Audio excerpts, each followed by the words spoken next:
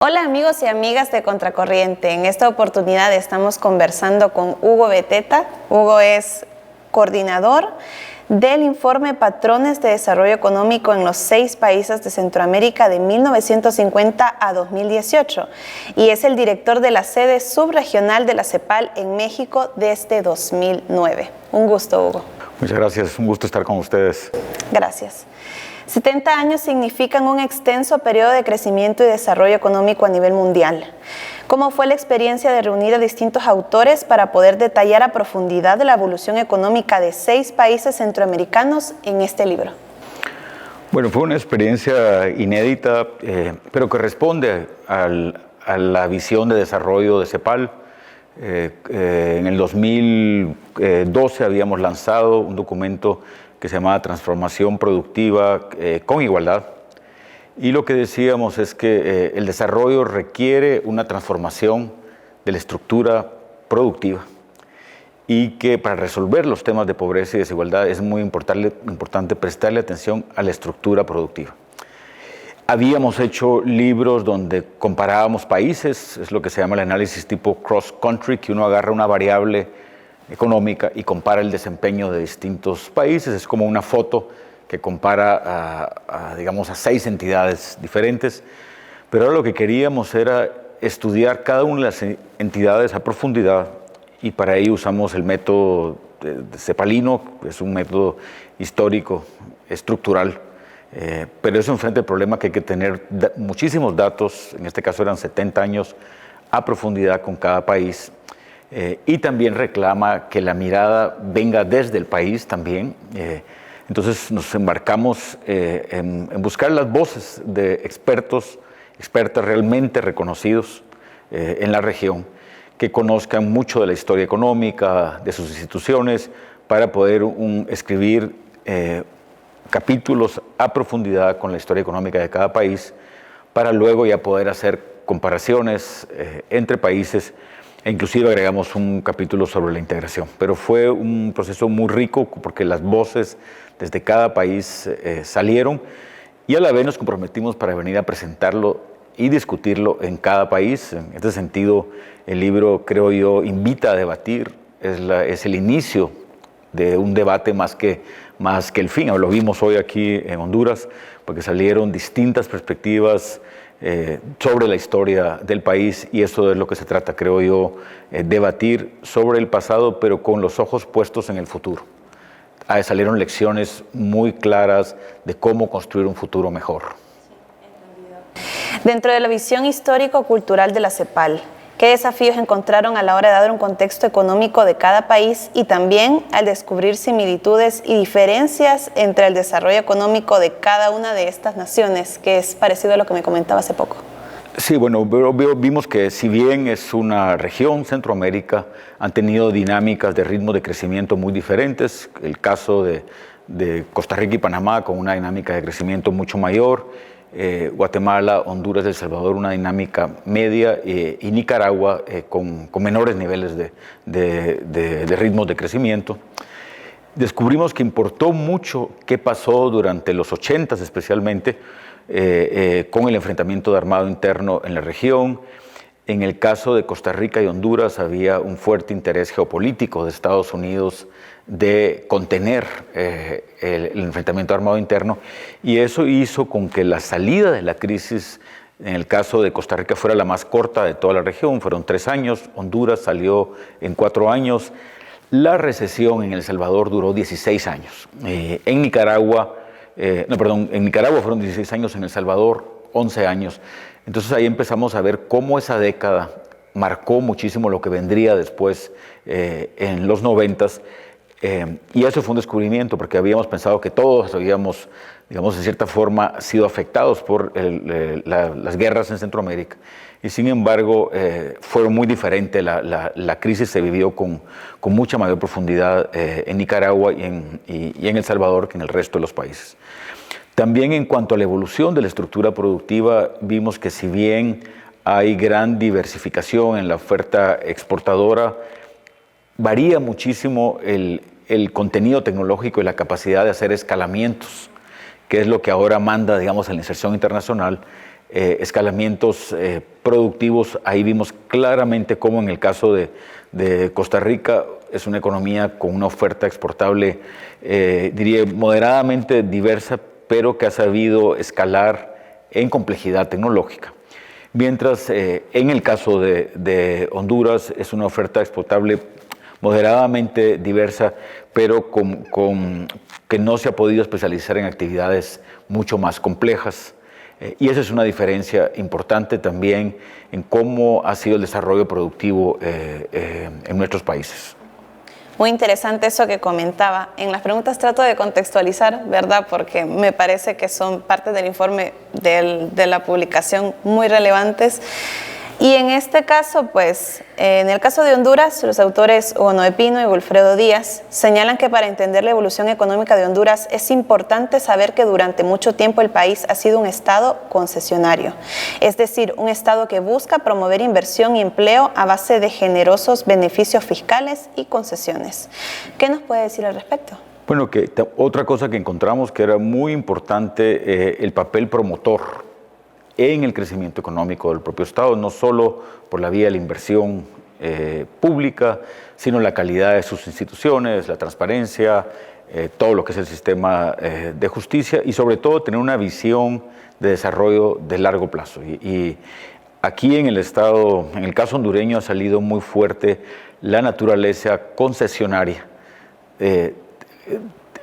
digamos, y que no es de ahora ni es reciente. De hecho, ahora en el debate salió, que fue muy interesante, alguien mencionaba cómo los propios próceres de la independencia, en el Acta de Independencia de Centroamérica, alertaban contra la naturaleza concesionaria, inclusive del futuro canal de Nicaragua, alertaban sobre este tema de crear privilegios fiscales, sobreprecios en los contratos, esta dependencia en las exoneraciones de impuestos, como estrategia para atracción de inversiones, pero también en muchos sectores.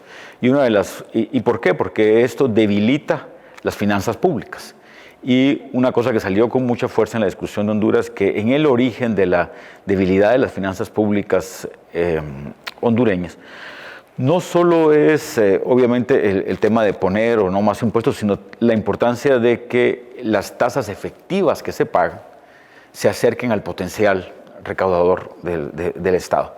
¿Y qué pasa cuando se empiezan a otorgar todo tipo de privilegios fiscales, exoneraciones, incentivos? La base tributaria se encoge, se crea una competencia desleal para algunos sectores que sí lo pagan y se debilita la capacidad del Estado de hacer inversiones estratégicas. También salió, fue muy interesante, un tema que es muy específico y de central importancia para Honduras, es el tema de la adaptación al cambio climático. Vimos lo de ETA y OTA, ahora se da una condición en la cual venía una tormenta tropical del Pacífico que iba a coexistir con otra que venía del Caribe simultáneamente, y esto creaba un fenómeno pocas veces visto. Pero este tema de la adaptación al cambio climático requiere también de unas capacidades del Estado para que toda la sociedad funcione. No solo, obviamente, los hogares, pero también las empresas y las propias instituciones. Entonces, en el caso hondureño, esta naturaleza concesionaria que históricamente han dado concesiones para atraer inversión pública, ha debilitado las finanzas públicas, y eso también está inhibiendo esta posibilidad de enfrentar el cambio climático. Otro tema que salió, perdón que me entusiasme tanto, es que nosotros en CEPAL hacemos las evaluaciones de los desastres en la región, y esto tiene dos componentes: uno de pérdidas, que son los flujos económicos, digamos, cuando se pierden los granos en la agricultura, pero otros son los daños. Los daños son las pérdidas en el stock de capitales, que se daña la tierra, por ejemplo. Y lo que ha pasado es que los niveles de inversión, y eso ha sido también el caso de Honduras, cuando viene un desastre como ETA y OTA y se recupera un poco, rara vez se compensa toda la pérdida en stock de capital. Entonces, aunque hayan niveles de inversión, hay una brecha en inversión que el cambio climático está agrandando. Cada desastre que viene crea una brecha de inversión que no se termina de recuperar y eso afecta también las trayectorias de crecimiento de largo plazo del país. O sea, no es solo una cuestión de un gobierno o de una generación. Lo que estamos viendo ya son evidencias que las trayectorias de crecimiento de largo plazo de los países centroamericanos, que es una de las regiones más expuestas al cambio climático, están siendo afectadas por la incapacidad de compensar no solo las pérdidas anuales que son de flujos, sino sobre todo el stock de capital. Y ahí hay un tema y que es especialmente importante para el caso hondureño. Muy interesante. Yo tenía una pregunta acerca del cambio climático, ya la respondió, pero aún así, ¿qué tan urgente podría ser para la economía hondureña que se hagan cambios conforme al cambio climático en el país? Es absolutamente urgente, impostergable, porque no solo son, por supuesto, huracanes, pero también sequías en el corredor seco. En CEPAL estamos trabajando una iniciativa que es una iniciativa para crear todo el instrumental y las herramientas para hacer inversión pública y con gestión de riesgos. Eso implica manuales, cajas de herramientas trabajadas directamente con las autoridades hondureñas para lograr una inversión pública que esté adaptada al cambio climático. Pero también implica para las finanzas públicas hacer una gestión de riesgos, todo lo que son mecanismos de seguros, de transferencia de riesgo. Eso es parte de una adaptación, pero debe ser una adaptación también incluyente al cambio climático. Estamos trabajando los microseguros agrícolas, de tal forma que también los pequeños agricultores puedan tener un seguro de segundo piso, que cuando hay una sequía, en vez de vender sus semillas, sus herramientas, hipotecar su casa, perder su tierra, puede existir un fondo de reaseguros que les permita resistir, reducir su vulnerabilidad, y también es una de las medidas que estamos viendo para enfrentar el tema de la migración, ¿verdad? Cómo reducir la vulnerabilidad en los hogares con instrumentos financieros que permitan a toda la sociedad adaptarse a este cambio climático y a los efectos que se están sintiendo en el caso de la sequía, pero también en el caso de los huracanes. Con ETA y OTA, que hicimos la evaluación aquí en Honduras, vimos que muchos suelos se habían perdido y la calidad de esos suelos se ve reflejada obviamente después en malas cosechas y en mayor vulnerabilidad de los hogares. Entonces es muy importante, creo yo, mantener un enfoque de gestión de riesgos e inversiones públicas ya pensadas con el cambio climático, y en eso estamos trabajando en CEPAL con las autoridades hondureñas. Es muy importante. De hecho, desde Contracorriente hemos tenido testimonios, ¿verdad?, de personas en el sur de Honduras, en donde está el corredor seco, en donde no hay desarrollo y las personas pues migran básicamente porque es una situación muy complicada, ¿verdad?, en cuanto al desarrollo de sus comunidades. Consultarle, durante las décadas analizadas en la publicación, Honduras se ha mantenido con un crecimiento económico bajo y no ha podido incorporar los aumentos de población a las actividades productivas. ¿A qué se debe eso? Mire, es muy importante también el tema demográfico. Estaba leyendo del 2000 para acá, me imagino que no había nacido todavía, pero del 2000 para acá la población en Honduras creció casi el 50%. Es lo mismo que en mi país, en Guatemala. Yo recuerdo perfectamente cuando fue el cambio de siglo, no parece mucho tiempo atrás, y sin embargo, imagínense lo que es construir un 50% más de escuelas, de clínicas, de universidades, de servicios de transporte. Es como construir, entonces eso es lo que está pasando con la demografía. Afortunadamente ya hay una transición demográfica, mucho de eso tiene que ver con oportunidades de educativas y de autonomía para las mujeres. Las mujeres con mayor autonomía pueden reducir, digamos, su decisión de cuántos hijos tener. Eso está pasando. Pero a la vez, digamos, hay un momento en nuestra historia, que es el bono demográfico, que cuando hay pocos dependientes de tercera edad en relación a la fuerza laboral, es un momento de construir sistemas de protección universal, porque hay muy pocos dependientes en relación a los trabajadores. Si hay pocos ancianos y pocos niños y muchos trabajadores, es el momento para dar el salto a coberturas universales de pensiones, por ejemplo, pero también de asistencia social. Pero eso no está pasando en nuestros países. Los jóvenes están yendo al extranjero. Entonces, También la demografía ha empujado a muchos a irse a las ciudades. Algunas de las ciudades de mayor crecimiento anual en América Latina están en Honduras. Entonces, esa variable demográfica hay que tenerla muy, muy en cuenta para crear suficientes oportunidades laborales para los jóvenes, pero también crear espacios de autonomía, condiciones de autonomía para las mujeres. Ahora con la pandemia, muchas mujeres perdieron sus trabajos formales, en parte porque no habían sistemas de cuidado. ¿Con quién dejaban a los niños y con quién cuidaba a los enfermos? Entonces, en esta reflexión sobre la pandemia, el establecimiento de sistemas nacionales de cuidado, que además permiten a los niños ejercer sus derechos, porque ellos tienen derechos también, pero también permitir que las mujeres continúen su trayectoria educativa, trabajando en empleos formales. Eso es imprescindible para el futuro económico de nuestros países y para construir un nuevo modelo de desarrollo que coloque la igualdad de género en el centro. Eso es una excelente receta económica y yo creo que en Honduras se puede hacer mucho en esta dirección. Entendido. Me gustaría que me hablara acerca de cómo la política regional, y probablemente me extienda demasiado, pero es que trato de sintetizar los puntos que me llamaron muchísimo la atención del informe.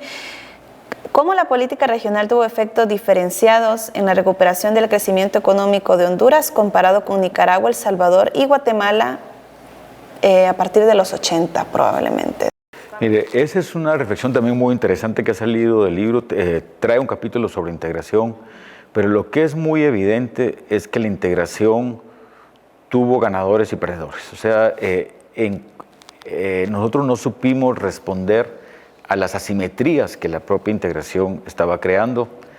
Por ejemplo, en Europa había un fondo de compensación. Bueno, habían dos grandes economías, que era Alemania y Francia, como que con un proyecto de integración y que ayudaban a esa transición para que el agua subiera de igual forma para todos. En Centroamérica no tuvimos esos mecanismos de compensación que podría compensar a los territorios o los sectores que perdían por la integración y así potenciar toda la integración. Y en el caso de Honduras fue muy evidente que no todos los países ingresaban a la integración con el mismo estadio de desarrollo. Había unos que tenían fortalezas en algunos sectores, y si bien el mercado común centroamericano trató de crear industrias estratégicas en cada país, la verdad es que la nueva etapa de integración debería considerar, creo yo, con mucha más especificidad el cierre de las brechas territoriales y asegurarse que hubieran como que cajas de compensación, de tal forma que los países también reciben compensaciones en términos de política comercial, inclusive cuando hayan armonizaciones fiscales.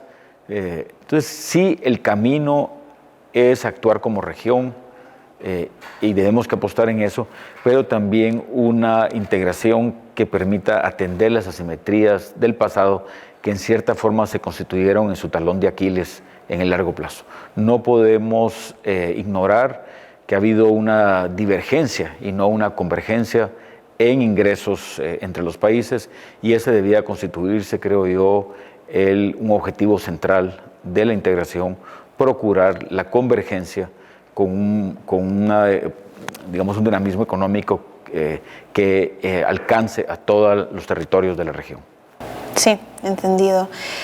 Aparte de tener un acceso limitado a servicios básicos, ¿con qué otras dificultades se encuentran las personas que forman parte del empleo informal en Honduras? Un punto que me llamó mucho la atención. Sí, la informalidad de hecho es alta en Centroamérica y es muy alta en Guatemala, en Honduras, y en cierta forma cuando uno ve la evolución de la productividad, de la economía, obviamente el peso de la informalidad hace con que la productividad sea muy baja, y eso, por supuesto, complica las trayectorias de crecimiento a largo plazo. Para lo de la informalidad, yo creo que es muy importante ir creando mecanismos de protección social universal desvinculados de la condición laboral, de tal forma que, por ejemplo, que todos los trabajadores, sean formales o informales, tengan un piso de acceso a la salud universal. Las pensiones también pueden ser de contribución directa o indirecta, que es por la vía tributaria o fiscal, de tal forma que todos podamos llegar a pensiones universales.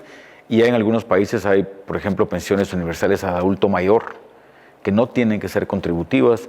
Entonces, creo yo que para ir acabando con la informalidad, es muy importante construir unos sistemas de protección y asistencia social de corte universal.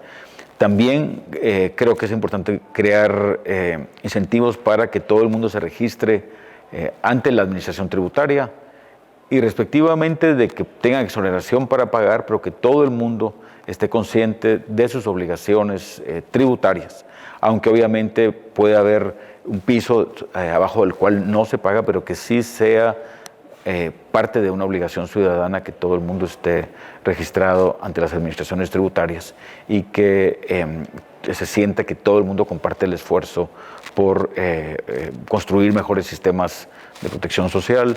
En fin, sí es un gran tema en nuestros países atender la informalidad, pero debe ser una política de Estado que beneficie, como le digo, de corte universal y obviamente que financiada en buena parte por las finanzas públicas.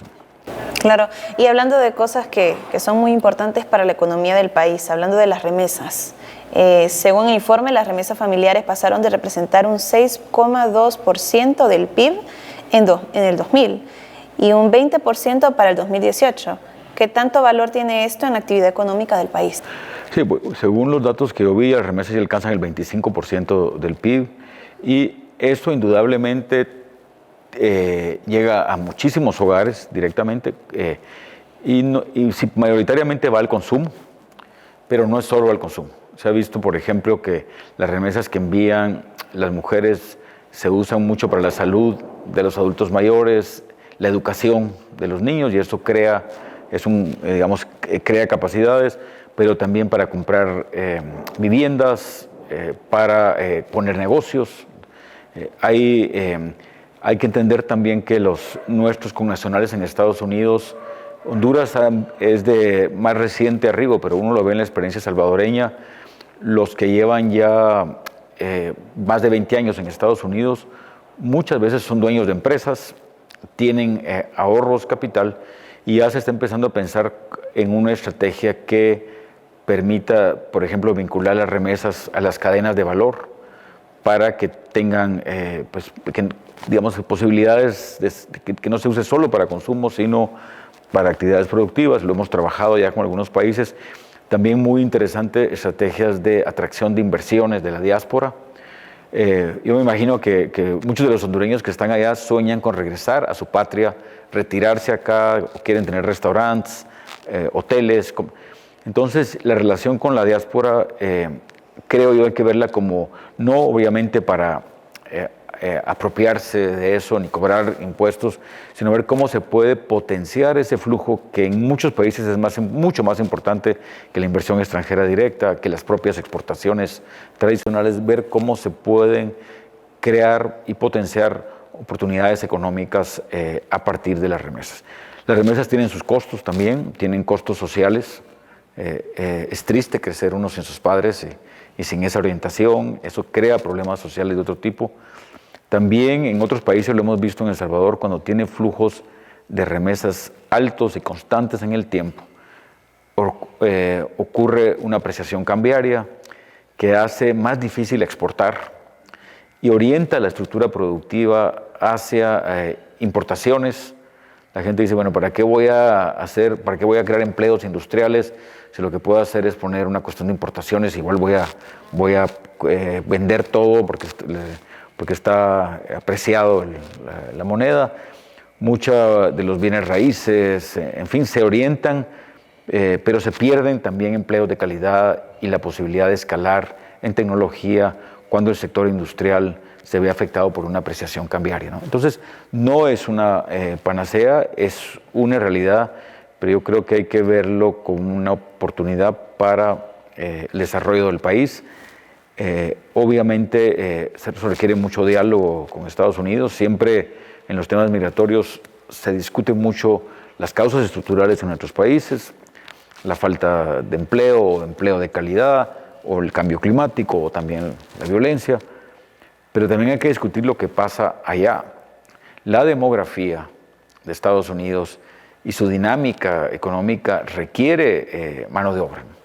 Entonces, y en las etapas en las cuales los flujos irregulares han caído más, ha sido en las etapas en las cuales se ordena la casa en Estados Unidos, que se amplían los cupos para migración temporal, pero regular y bien organizada. Se nos olvida que durante la Segunda Guerra Mundial Estados Unidos permitió la entrada de 500,000 trabajadores temporales y de forma regular para que suplieran su industria y su agricultura en momentos en los cuales ellos estaban en guerra, y en los momentos en los cuales Estados Unidos ha ordenado su casa allá, los flujos caen. La gente prefiere irse de forma temporal, pero de forma legal y también regular, y no tomar ese camino de tantísimos riesgos y tanto dolor que es la migración ilegal. Entonces, en nuestra visión sí hay que atender las causas estructurales en nuestros países, vinculando el tema de la migración a un crecimiento económico sólido, pero también a un sistema de reducción de vulnerabilidades ante el cambio climático y riesgos sociales, y por supuesto, pero con un diálogo con Estados Unidos para que amplíe los espacios de inserción laboral para nuestros connacionales, aunque sea de forma temporal. Entendido. Ya para finalizar, ¿de qué forma repercute un clima polarizado, políticamente hablando, a un crecimiento económico? Pues, bueno, una gran pregunta, María Celeste. Yo creo que es muy importante alcanzar renovados pactos sociales. Un nuevo modelo económico requiere un pacto social subyacente, pero este pacto social requiere reencontrarse, reconciliarse, apostar en el diálogo, y las economías más avanzadas del mundo, que también son las que tienen mayores niveles de inclusión, que son las nórdicas, Noruega, Suecia, Dinamarca, han sido sociedades dialogantes de muchísimos años. Entonces, sí creo yo que debemos apostar a un pacto social renovado, pero eso implica, por supuesto, dialogar, reconciliarse, reencontrarse, y eso es sumamente importante, y esa es una de las funciones de la política: administrar el conflicto con una visión de mediano y largo plazo, y sentar las bases de un nuevo pacto que nos permite, por supuesto, enfrentar unos nuevos desafíos: el cambio climático, la creciente desigualdad, la movilidad humana que han digamos, desgastado tanto a Centroamérica en los últimos años. Así que el camino son el diálogo, la reconciliación y los pactos sociales, pero también es muy importante que no hacemos esos diálogos para regresar al escenario anterior. El business as usual ya no nos sirve, es un modelo muy agotado, y necesitamos construir algo que tenga la igualdad en el centro y que permita así mayor prosperidad económica compartida, mayores mercados internos, pero también asumir los riesgos de la adaptación al cambio climático y la construcción de sistemas universales de protección social. Bueno, muchísimas gracias. Gracias, María Celeste. Fue Hugo Beteta, es director de la sede subregional de la CEPAL en México, y estamos ansiosos por leer más publicaciones y más libros. Muchas gracias, es muy amable. Muchísimas gracias.